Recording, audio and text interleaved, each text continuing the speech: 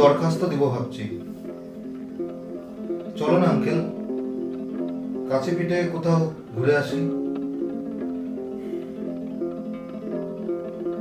কি ব্যাপার আঙ্কেল, তোমার কি কিছু হয়েছে? কথা বলছো না, গম্ভীর হয়ে আছো। আমার কাছে কি কোনো ভুল হয়ে গেছে? না, ভুল তোমার নয়, ভুল আমার। তোমার বয়স কম, তোমার দিক থেকে এটা হওয়া স্বাভাবিক, কিন্তু আমি তোমার বাবার বন্ধু। নিজেকে এর জন্য বড় ছোট মনে হচ্ছে। তুমি শুধু শুধু নিজেকে কষ্ট দিচ্ছ আঙ্কেল। আমরা তো দুজনেই প্রাপ্তবয়স্ক। আমি যেমন তোমাকে পছন্দ করি, তুমিও তো আমাকে ভালোবাসো। তুমি কি এটা অস্বীকার করতে পারবে বলো? আসলে কি জানো, তোমার মধ্যে আমি রথিনকে দেখতে পাই। সেই রথিনের মতন হাঁটা চলা, কথাবার্তা, এই জন্য মনটা বড় দুর্বল হয়ে গিয়েছিল। নিজেকে ধরে রাখতে পারিনি। কিন্তু তবু বলবো, তোমার একটা ভবিষ্যৎ জীবন আছে, বিয়ে থা করবে। তখন যদি এই ব্যাপারটা যদি কখনো জানাজানি হয়, না, এটা ঠিক নয়। এক সময় আমিও তাই ভাবতাম। আমিও একটা মেয়েকে খুব ভালোবাসতাম। বিয়ে করবো তা ঠিক করেছিলাম। ভালোবাসা দিয়ে নিজেকে উজাড় করে দিয়েছিলাম। ওর কিসে ভালো হবে এই নিয়ে আমার দিন কাটতো।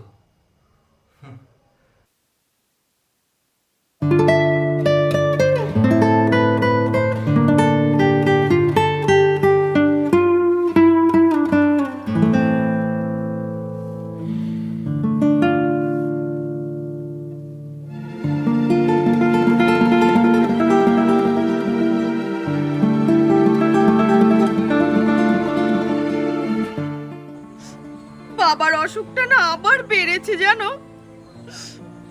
বাবাকে ইমিডিয়েটলি ডাক্তার দেখাতে হবে। তোমাকে বলতে আমার খুব খারাপ লাগছে। যদি যদি কিছু টাকা হতো তাহলে তাহলে বাবাকে ডাক্তার দেখাতে পারতাম। কিন্তু কত টাকা লাগবে? এই এই ধরো 1,000-5,000 টাকা মতো হলেই হবে।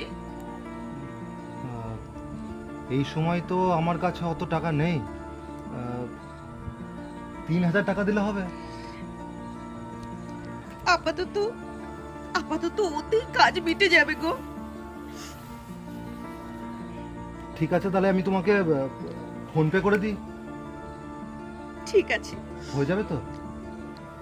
চালিয়ে নেব, আমি চালিয়ে নেব। তুমি ওটাই দাও, আমি চালিয়ে নিতে পারবো। ঠিক আছে। তুমি যে আমার কত বড় উপকার করলে আমি তোমাকে বলে বোঝাতে পারবো না। প্লিজ এরকম করে কেঁদো না, please. Thank you, thank you, thank you. তোমাকে আমি কি বলে ধন্যবাদ দেবো আমি জানি না। বলছি শোনো, আমি জানি এই সময় তোমার পাশে থাকাটা কত জরুরি, কিন্তু কি করব বলো, আমারও স্টুডেন্টদের পরীক্ষা চলছে। এই সময় তো আমার টিউশনিতে যাওয়ার খুব দরকার। যদি কিছু না ভাবো, আমি রাতে কথা বলি। ঠিক আছে, সাবধানে যেও। ঠিক আছে।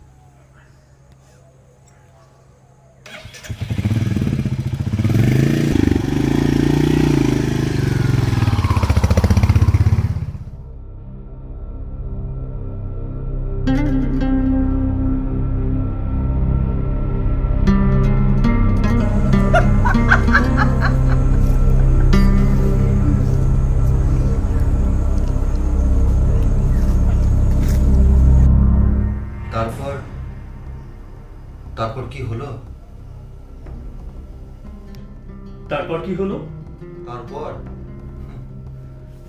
কিছুদিন আগে থেকেই বন্ধুদের মারফত খবর পাচ্ছি যে সে এক বড় লোকের ছেলের সঙ্গে প্রেম করছে এবং তাকেই বিয়ে করবে ঠিক করেছে।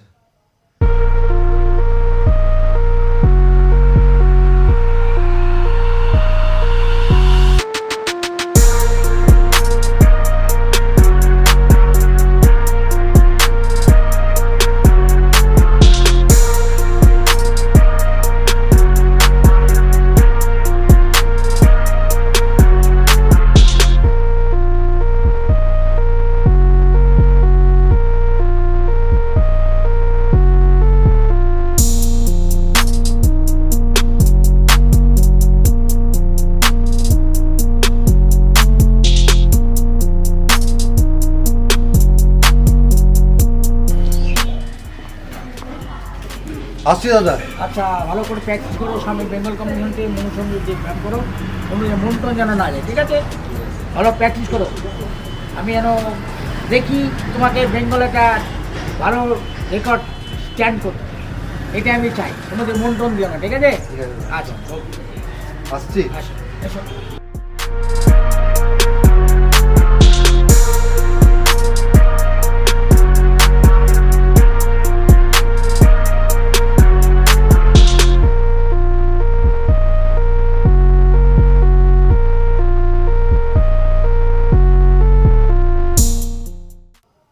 ও সেই ছেলেটাকে নিয়ে রিল ভিডিও বানিয়ে ফেসবুকে পোস্ট করেছে।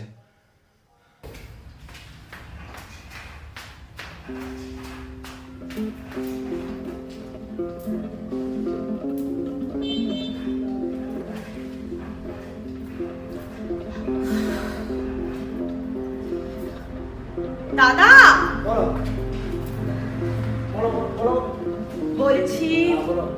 এই পেটের মেদটা কি করে তাড়াতাড়ি শর্ট টাইমের মধ্যে কমাবো, আমাকে সেই সাজেস্ট করো। পেটটা কমাতে গেলে তোমাকে শুধু সিট আপ মারলে হবে না। আচ্ছা তোমাকে জগিং করতে হবে, আচ্ছা সাইড জাম্পিং করতে হবে, সাইড পাসিং পিটি করে ট্রাই করতে হবে। তারপরে তোমাকে এটা ডাইটিং করতে হবে। ডাইটিংটা কি? বড় বড় মাছ চলবে না, ডিমের কুসুম চলবে না, ঠিক আছে? এটা কিন্তু অবশ্যই কিন্তু তোমাকে লোভ সামলাতে হবে। সামলে ঠিক আছে? ভাত অল্প, স্যালাড জাতীয় জিনিস, টক দই, শশা, এগুলো খেতে হবে।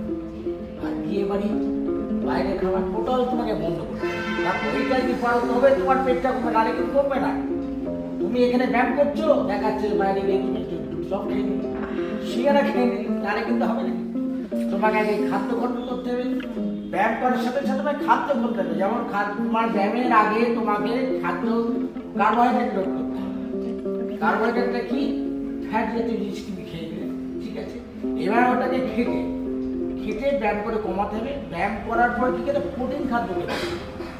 কার্বোহাইড্রেট টোটাল বন্ধ, প্রোটিন খেলে তবেই তোমার কমবে। আর মনোযোগ দিয়ে ব্যায়ামটা করতে হবে। ও দাদা ঠিক? শোনো, বলো। আমার 1.5 থেকে 2 মাসের মধ্যেই আমার বিয়ে, তার আগে শর্ট টাইমে তো খাওয়া হবে, বোঝো তো? না, তা হবে না। ওইটা তোমার সামলাতে হবে। এইখানে কিন্তু কোনো খাতির নেই, ব্যায়ামের সাথে কোনো খাতির নেই। ব্যায়াম ব্যায়াম, ঠিক আছে? দাঁড়ার জায়গায় দাঁড়া, ব্যায়ামের জায়গায় ব্যায়াম। আমি বেরিয়ে যাচ্ছি, তোমাকে যে কটা দেখালাম সে কটাই করবে। আর বেশি করতে না, কম করবে না, ফাঁকি মারবে না। আমি বাইরে ঘুরে আসি, ঠিক আছে? ফাঁকি জানাবে না। ঠিক আছে, ঠিক আছে দাদা। হ্যাঁ?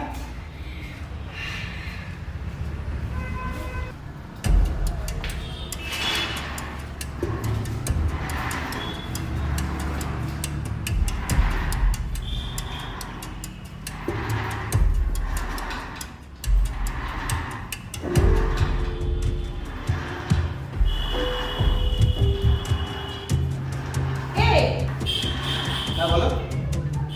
বলছি এসো না, একটা রিল ভিডিও বানাই। কেন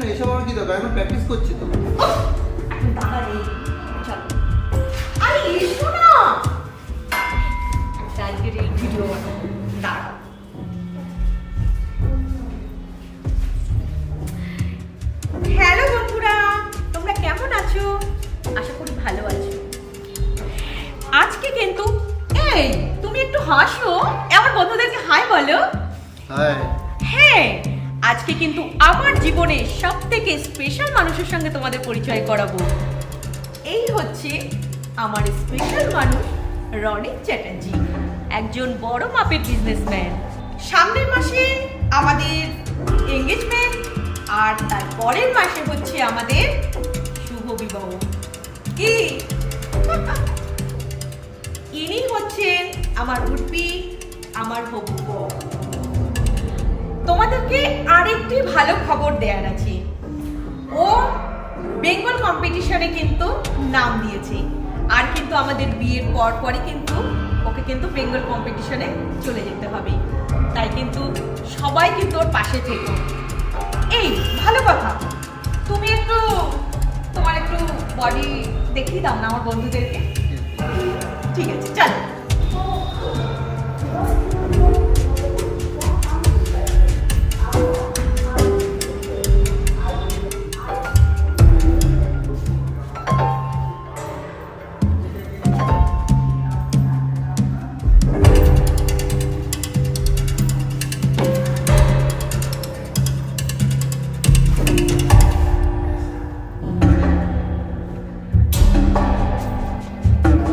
তাহলে তোমরা দেখলে ও খুব শিগগিরই বেঙ্গল কম্পিটিশনে আসছে, আর তোমরা কিন্তু ওর পাশে থেকে ওকে অনেক অনেক আশীর্বাদ করো যাতে ওই কম্পিটিশনটা জিততে পারে। আর অবশ্যই আমাদের বিয়ের আপডেট তোমাদের সঙ্গে শেয়ার করব, ছবি শেয়ার করব। আর আজকে তাহলে তোমাদের সাথে এই মুহূর্তের যে সুন্দর একটি মানে দৃশ্য তোমাদেরকে আমি তুলে ধরলাম। আজকের মতো তাহলে রাখি বন্ধুরা, তাহলে তোমাদের সঙ্গে দেখা হবে আবার নেক্সট টাইম। এই টাটা করো, টাটা।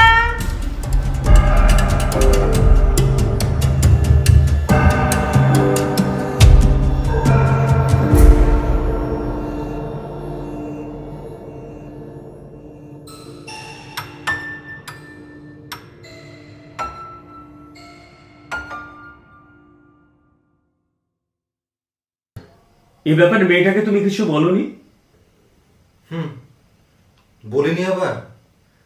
এই নিয়ে মেয়েটার সঙ্গে একদিন প্রচন্ড ঝামেলা হয়।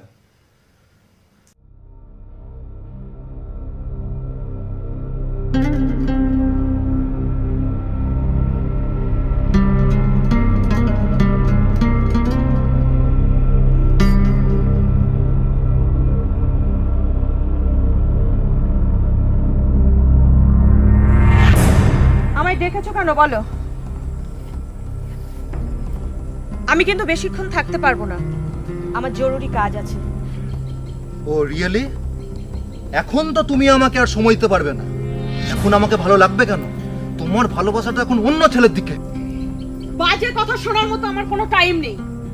যদি তোমার কোনো জরুরি কোনো কথা থাকে তাহলে বলো, নচেত আমার তোমার এই ফালতু কথা শোনার মতো আমার টাইম নেই। আচ্ছা রিতা, তুমি এটা কি করে পারলে? একেবারে ধুলো ঝাড়ার মতো আমাকে ঝেড়ে দিলে। আর একটা বছর আমার জন্য ওয়েট করতে পারলে না? তুমি কি আমায় দিনের বোকা ভেবেছো? হ্যাঁ, যে আমি তোমার জন্য দিনের পর দিন, মাসের পর মাস, বছরের পর বছর আমি অপেক্ষা করে কাটাবো? হ্যাঁ, তুমি কবে মোটা মাইনের টাকার ইনকাম করবে তখন আমি বিয়ের জন্য প্রস্তুত থাকবো। হ্যাঁ, কি কি ভেবেছো তুমি আমাকে? কি ভেবেছো? তোমার জন্য আমি কি না করেছি? আমার টিউশনির টাকা দিয়ে আমি তোমার পড়াশোনা খরচ চালিয়েছি, তোমাকে দামি দামি গিফট দিয়েছি। আর আজ ওই পয়সাওয়ালা ছেলের পিছনে তুমি ঘুরে বেড়াচ্ছ, তাকে বিয়ে করার জন্য ঠিক করেছো। তাহলে এতদিন তুমি আমার কাছে ভালোবাসা নাটক করেছিলে বলো? একদিন না আমি তোমাকে সত্যিই চেয়েছিলাম, বুঝেছো? কিন্তু তুমি না একটি অপদার্থ। ভালোবাসা করতে গেলে অনেক অনেক টাকার প্রয়োজন হয়। শুধু এই ভালোবাসায় মেয়েটার মন ভরে না, এর জন্য প্রচুর টাকার প্রয়োজন হয়। তাছাড়া আমার একটু তো ভবিষ্যৎ আছে নাকি? তা তো তুমি কোনোদিনই পূরণ করতে পারবে না। যাক, তোমার সঙ্গে আমার সম্পর্ক এখানেই। প্লিজ দয়া করে আমাকে আর ডিস্টার্ব করো না, বুঝতে পেরেছো?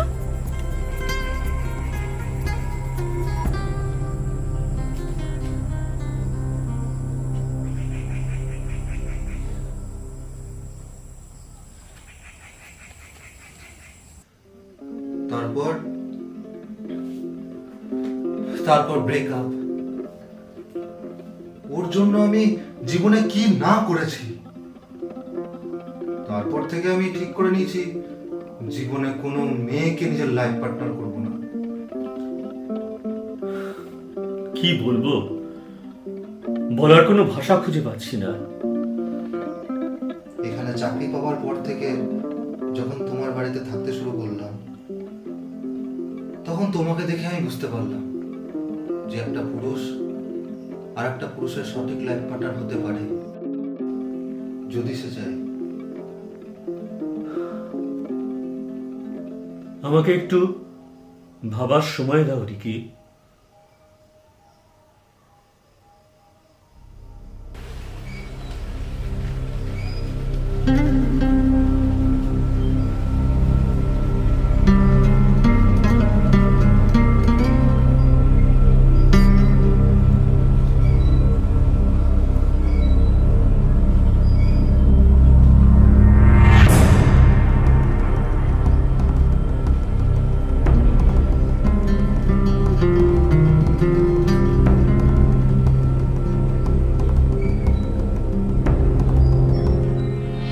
হ্যাঁ বাবা, বলছিলাম যে আঙ্কেলের সঙ্গে একটু কথা বলো।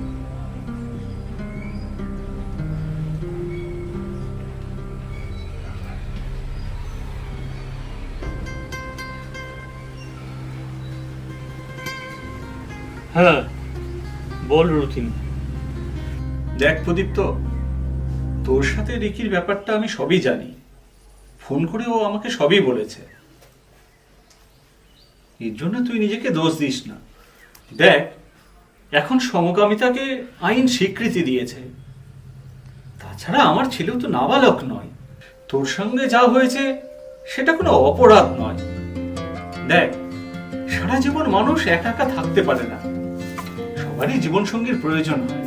আর আমি মনে মনে এটাই চেয়েছিলাম, ও তো আমাদেরই মতো। সমাজের ভয়ে একদিন আমরা যা হারিয়েছি সেটা যদি ও খুঁজে পায়, এর থেকে আনন্দের খবর আর কিছুই হতে পারে না। আমি মনে মনে সত্যিই খুশি হয়েছি। আর তাছাড়া তুই তো ওর নিজের কাকা নস, এই জন্য মনে মনে তুই কোনো কষ্ট পাস না। আমি চাই তোদের এই সম্পর্ক চিরকাল অটুট থাকুক। Best of luck. তোর বৌদির শরীরটা ভালো হলে একদিন তোদের সংসার দেখে আসবো। আর তাছাড়া তোর সাথে তো আমার কথা হতেই থাকবে। ওকে?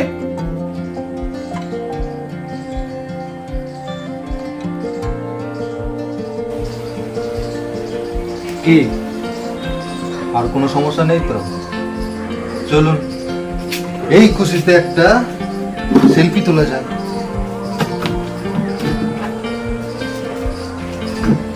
দেখো